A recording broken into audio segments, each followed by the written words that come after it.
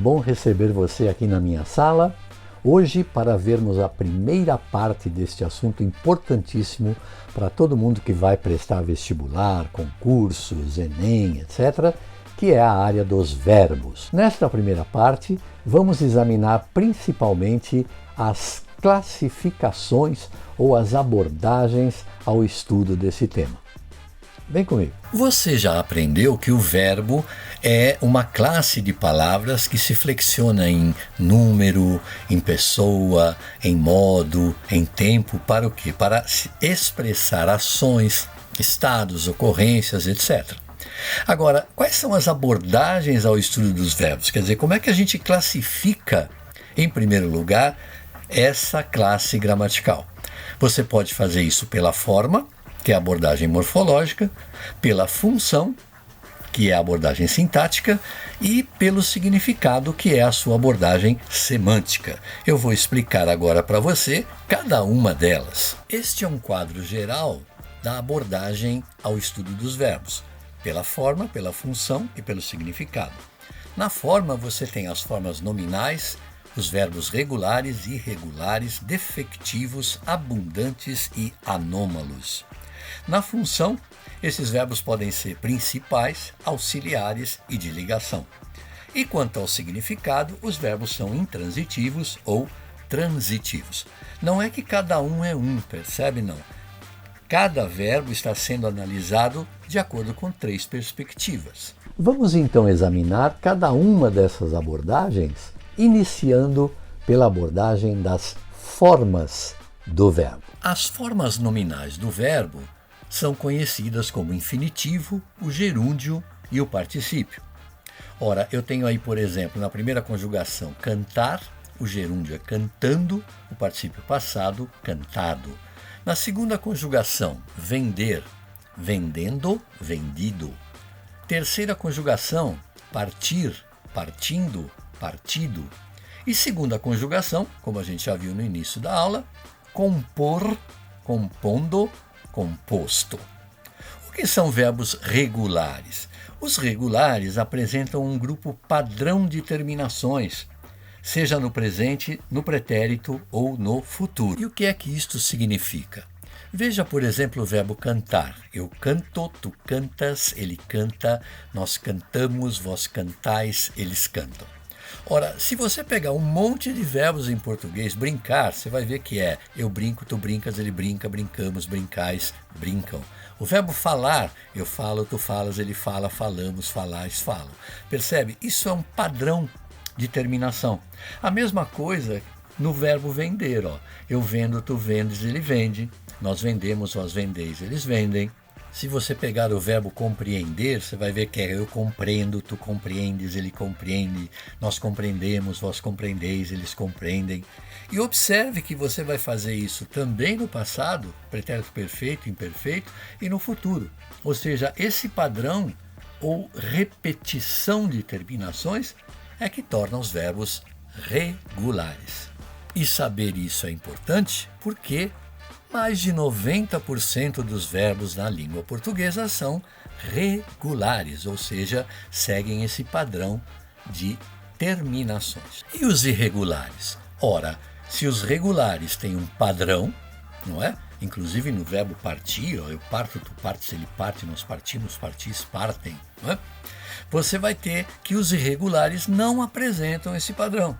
É o caso do verbo ter, por exemplo. Olha, eu tenho, tu tens, ele tem, nós temos, vós tendes, eles têm. E o verbo ir? Eu vou, tu vais, ele vai, nós vamos, vós ides. Coisa que pouquíssima gente sabe. Eles vão, não é? Então o que você tem aí é exatamente uma falta de padrão na conjugação, ou seja, não tem uma terminação fixa no presente, no pretérito e no futuro. Já os verbos defectivos são bastante curiosos, não? Porque eles não apresentam algumas formas no presente. Cuidado, não há verbos defectivos nem no pretérito e nem no futuro.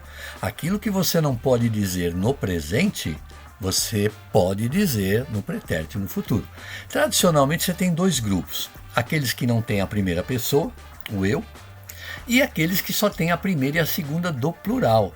Então, no primeiro grupo você tem o abolir, o banir, o brandir, carpir, colorir, etc. Ao segundo grupo pertencem verbos como adequar, adequar-se, combalir, delinquir, falir, fornir e etc. Veja aí o famoso grupo do abolir, não é? Não é para falar eu abolo ou eu abolo, porque não tem essa primeira pessoa.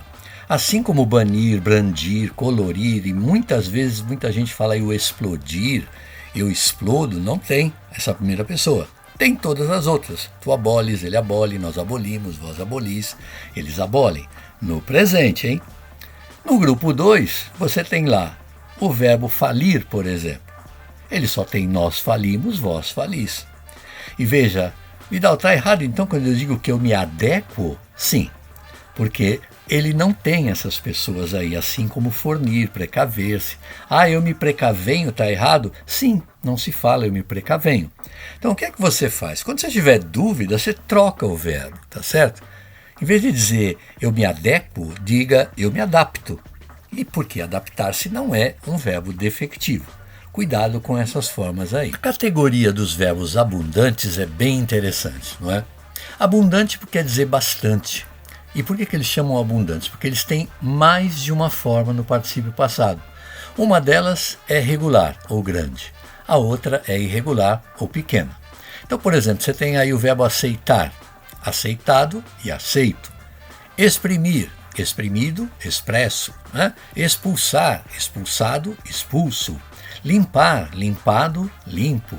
Pagar, pagado, pago. Tingir, tingido, tinto. Ora, isso é importante saber? Sim, só alguns têm essas duas terminações. E por quê? Porque cada uma delas tem usos específicos. E cuidado, isso aqui cai muito nas provas, não é?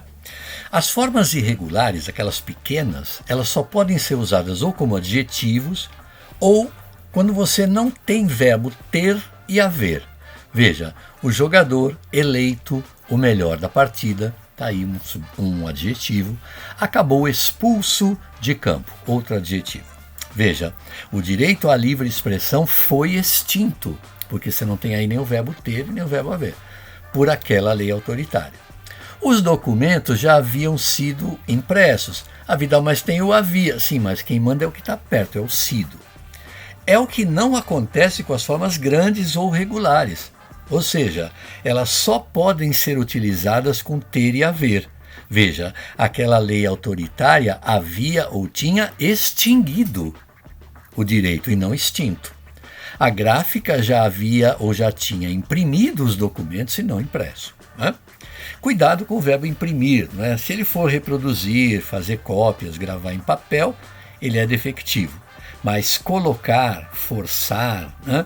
Não tem. Por exemplo, acho que foi imprimida uma velocidade excessiva a essa decisão. Quer dizer, foi tudo feito com muita pressa. Isso aí não tem nada a ver com gravar em papel, ok? Por último, em termos de forma, os chamados anômalos.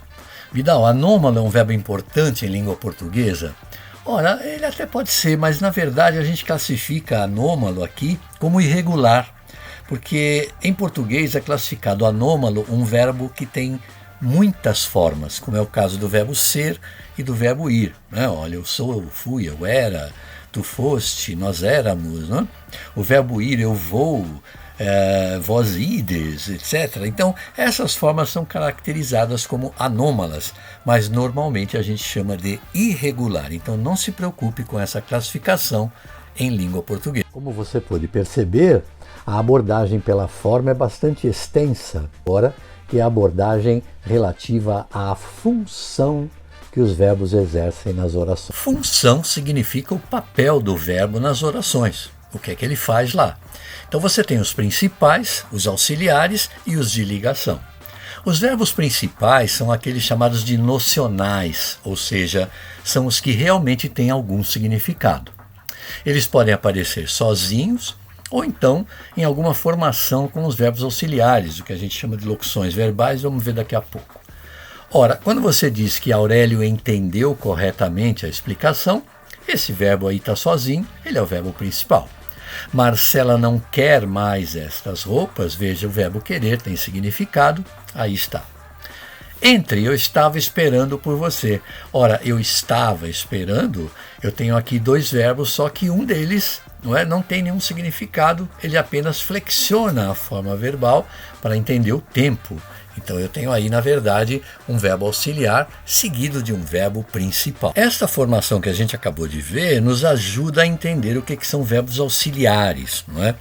Auxiliares são verbos que se flexionam para mostrar para você a pessoa, o tempo, não é? Mas eles não têm significado. Quem tem significado é o outro verbo, que é o verbo principal. Auxiliar mais principal é chamado de locução verbal. E, nesse caso, os principais sempre têm formas fixas, ou seja, eles estão no infinitivo, no gerúndio e no particípio. Quem varia é o verbo auxiliar. Veja, acho que João vai fazer medicina. Nós vamos fazer medicina. Ou seja, eu tenho aí um verbo auxiliar mais um verbo principal no infinitivo. Você está estudando muito? Nós estamos estudando muito, eles estão estudando muito, percebe não? É o auxiliar que se flexiona, mas o verbo no gerúndio não muda. A mesma coisa no particípio, quando você tem ele já havia comentado, ele já tinha comentado o assunto. Nós já havíamos comentado, percebe não? O auxiliar muda, o verbo principal não. E por último, você tem o tal do verbo de ligação. O verbo de ligação, o que ele faz? Ele estabelece uma relação de caracterização, ou seja, você tem que ter alguém sendo caracterizado. Portanto, se o verbo é de ligação, na sequência você tem um adjetivo. Veja, Jean está cansado, pois é entregador de comida e usa uma bicicleta. Veja, o está mais adjetivo, é mais uma forma adjetiva. Arlete era brasileira, mas casou-se e se tornou inglesa. Quer dizer, ela não era inglesa e agora ela é inglesa. O réu permaneceu calado. Veja lá o permanecer com um adjetivo. E o que houve com você? Anda doente?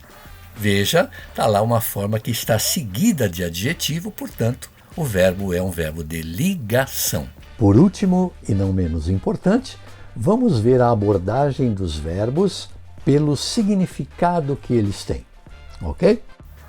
Certamente você já ouviu falar em verbos intransitivos e transitivos. Não são verbos diferentes do que a gente acabou de ver. São os mesmos verbos, só que agora olhados pelo lado do significado. Então, intransitivos, ou VIs, são verbos que apresentam significado pleno, quer dizer, você não precisa compreender nada além do que ele traz. Você podia parar no verbo e ponto final. Mas é claro que você pode colocar adjuntos adverbiais, que são circunstâncias, né? De tempo, causa, modo, não porque precise, mas porque você quer completar. Então veja, as provas do crime desapareceram. Acabou, sentido completo.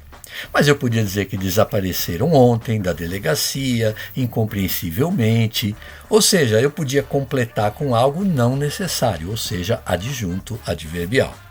Já os transitivos, ou VTs, são aqueles que você precisa de alguma coisa. Não é que você não entenda se você não colocar o complemento, mas fica faltando na prática. Esses complementos são chamados de objetos, diretos e indiretos. Então você tem transitivos diretos, VTD, indiretos, VTI, e seguidos de preposição, não é? Que são os VTI, e os bitransitivos, os VTDI, que é uma mistura dos dois. Veja, por favor, compre laranjas e bananas. Ora, você compra isso, então você tem aí o que a gente chama de um verbo transitivo direto e o objeto direto. Ela gosta de chocolate. Perceba que você não poderia dizer ela gosta de chocolate. Então você precisa colocar essa preposição, você tem aí um verbo transitivo indireto. Agora você tem outros que são maiores, como por exemplo o verbo devolver, não é? Ela devolveu o livro, você devolveu o livro para o seu amigo, quer dizer, devolveu o livro, objeto direto, para a preposição, o seu amigo, objeto indireto. Uma dica que a gente sempre dá é: o complemento dos verbos transitivos você pode trocar por algo ou alguém. Veja, compre algo, laranjas e bananas. Quem gosta, gosta de algo ou de alguém. Está lá, ó, de chocolate. Quem entrega, entrega algo a alguém. Ok? Não vai me dizer que quem chega de Londres, né, chegou de algo. Não, chegou de algum lugar. Isso aí é adverbial, tá bom? Então tem que ser o algo ou alguém. Bem, na primeira parte é isso. Se você gostou, já sabe. Deixa aí o seu like, inscreva-se no canal, bata o sino pequenino e vamos juntos. Tchau!